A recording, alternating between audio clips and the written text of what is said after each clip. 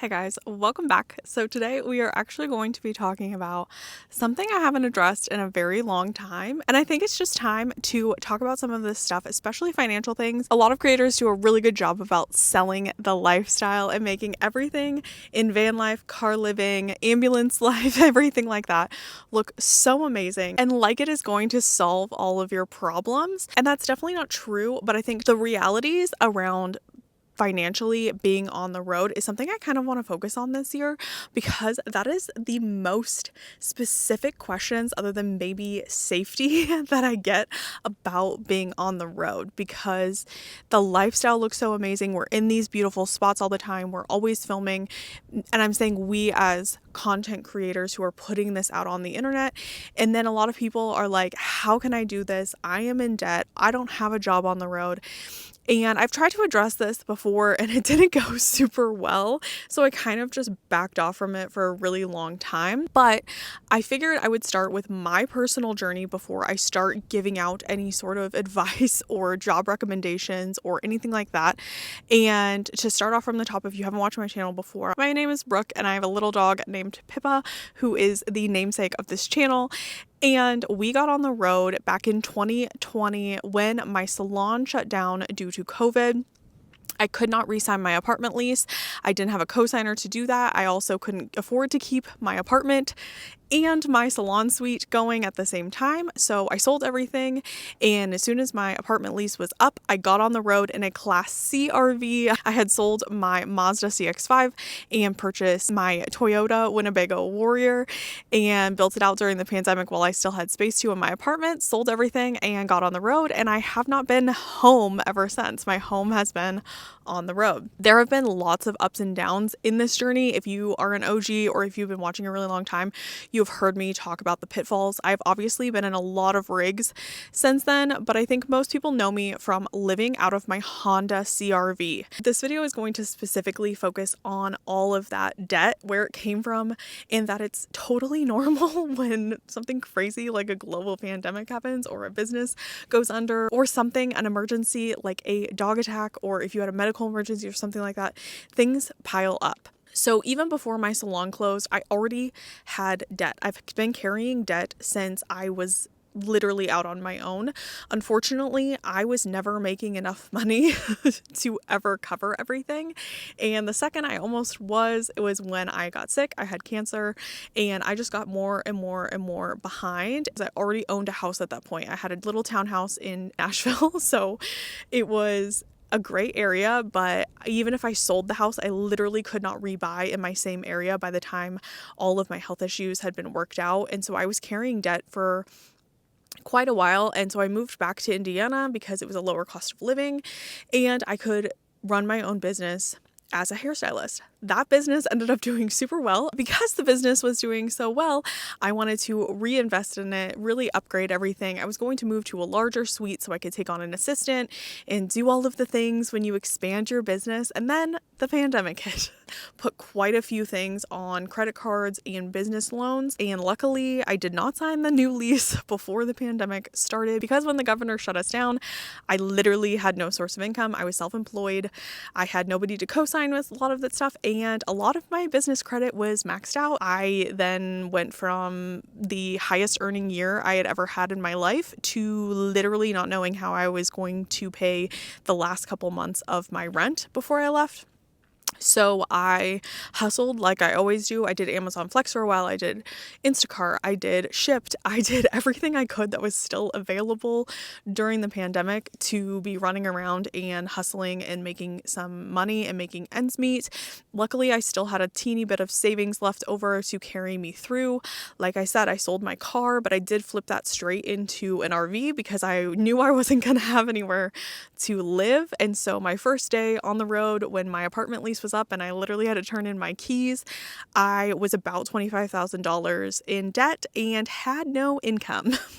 The night that Pippa got attacked at that RV park, I was down to my last like $50 in my account. Literally minutes before she got attacked, I was on the phone with credit card companies just asking for like fees and late fees and stuff to be reversed so I could have like a little bit left on my credit. It was a really hard time for me.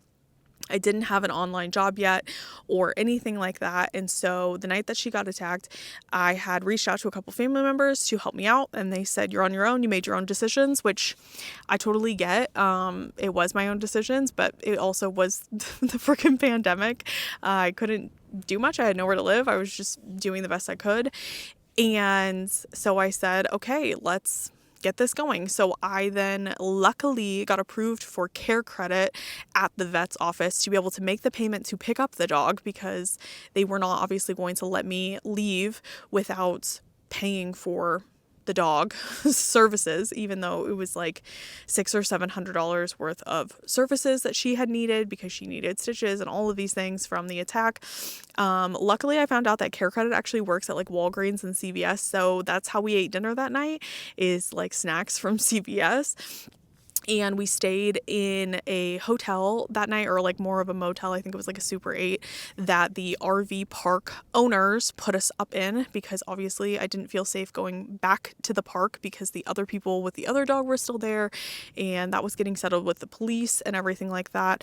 So that was really like a low moment for me. And so the next day I had interest in selling the RV, and I sold it for $10,000. The next morning I literally moved everything, got a rental car, and drove to Phoenix with the dog, because that was kind of the closest place that we were. I can say now I fudged some W-2s, just got on a little PDF, got a fake job to start to apply for the apartment, and then I got an offer letter from Amazon. I did go to the onboarding and everything like that to make it legit. I did never start that job though, even though I got it, but it let me get the apartment.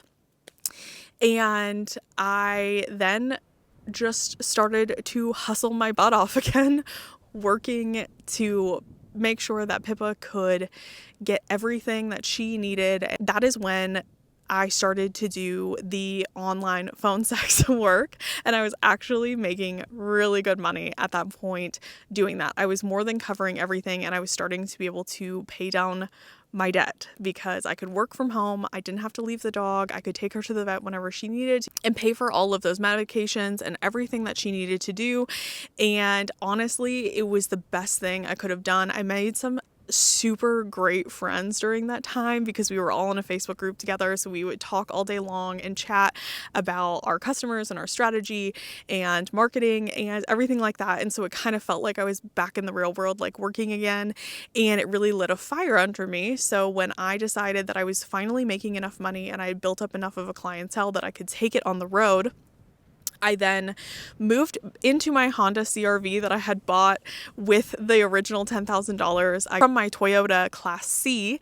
I think I got it for $2,500. It was super old. It was super janky, and you guys saw it for so long, and I loved that car so much. We immediately drove up to Flagstaff, out of the heat. It was already hot down in Phoenix at the time. We drove up to Flagstaff. I got to relax. I got to work in the woods, got into a little bit of investing. So I made some like quick bucks off of like some crypto at the time, and started to like really think like, hey, I can do this. Like I can get going.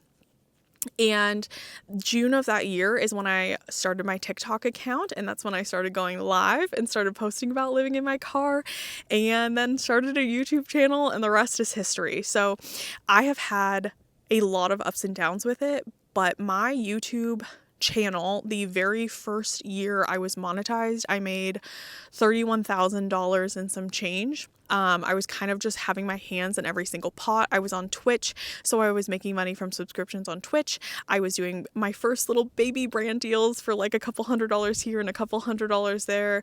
I was making money from the Creator Fund in TikTok and doing all of that stuff. And it was kind of the heyday of that moment. I think I had, when a lot of people saw my pop-up collapse and me needing to move from my Honda CRV to the Pilot, I had paid off like half of my debt at that point, and I had then also had like $8,000 or $9,000 saved up, which was almost enough to buy that Pilot, which is why you guys had seen that. Jen, she's a sweet baby angel, and I will always be grateful to her for offering to co-sign for that car for me. But it ended up being, after I posted the video about the Honda Honda CRV and needing to move into the Pilot. You guys came through and gave me enough donations that I paid everything completely off in cash and had a couple $1,000s to spare, on top of them floating me to the next month where I was getting my AdSense check from YouTube because the channel was doing well. And so it started the ball rolling, and I was completely debt free then by the beginning of 2023. So it only took me 2.5-3 years to get completely back on track. And I know that that is not normal. My credit score now is in like the 750s. It's completely recovered. I had contemplated bankruptcy at one point, but that actually opened a can of worms. That's like a private thing. Of course, I made deals for cash payments. I would work really hard and save up a bunch of money and then call a credit card and be like, hey, you guys haven't gotten a payment from me in a year and a half. Do you want this or not? Here's how much I have to throw at it. And I got a lot of really good deals. Now, if you are going to do that though, it does come back to bite you on your taxes, because Discover and Chase and Amex will hit you with those like forms that they wrote off your debt.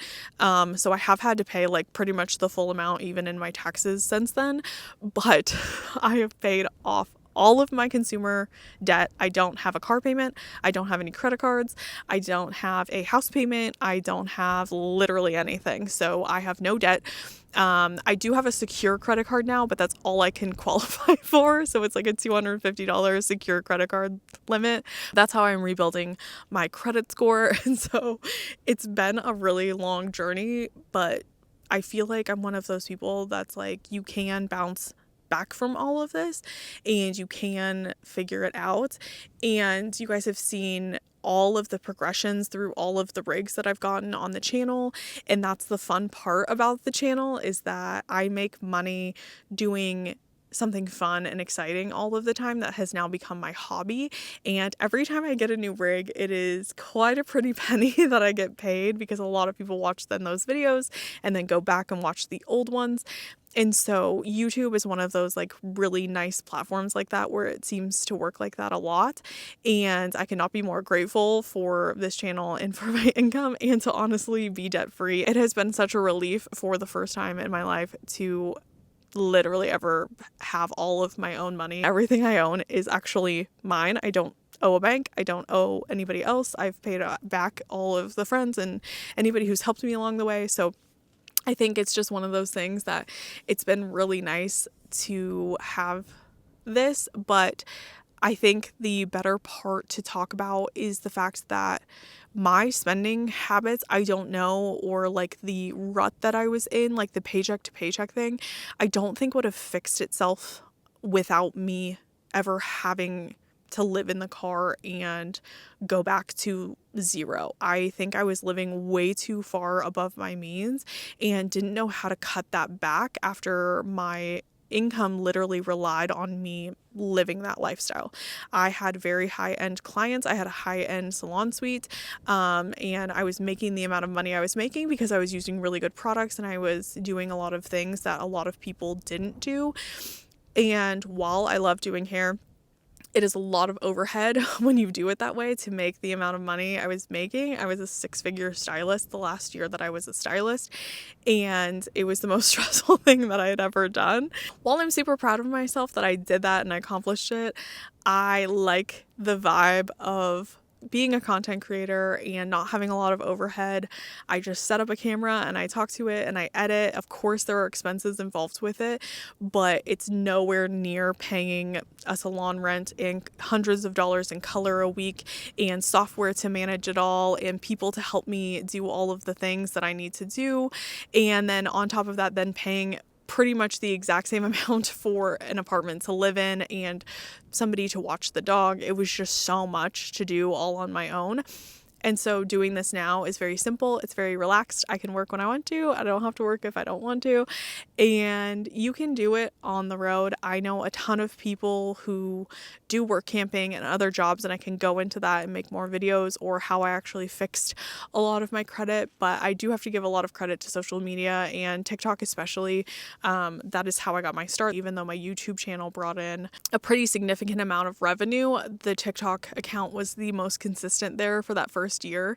And having both of those and being able to quit my day job and all of that stuff with such small expenses living in the car was like the perfect combination to be able to launch everything forward. And to this day, I don't think I will ever not do everything in cash. I don't like even contemplating having any debt.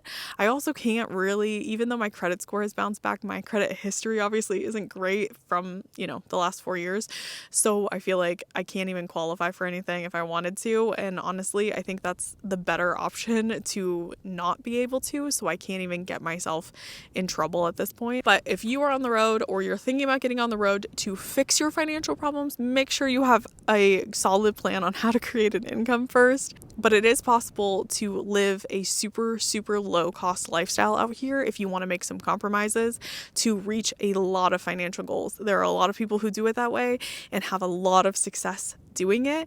And then when you have extra money and you can actually save every single month, it feels really good. Then you can invest in your future, or you can do whatever you want, honestly. I'm not here to give advice on what you do with your extra money, but it does feel good to have extra at some point, even if it is just working a seasonal job and then, saving everything up, and then you get half of the year off, or you stay stationary to volunteer for a site so you don't have any living expenses other than food and insurance and things like that. So yeah, so that's kind of a little bit of my story. Please let me know if you have more specific questions below. It helps me to kind of narrow my focus if you guys have specific things, because I like to use that to guide my channel. And I hope you guys enjoyed this video. Like, subscribe, comment below, like I said, any questions you have or something you want me to focus more in on from my little overview. And I'll see you guys on the next one. Bye!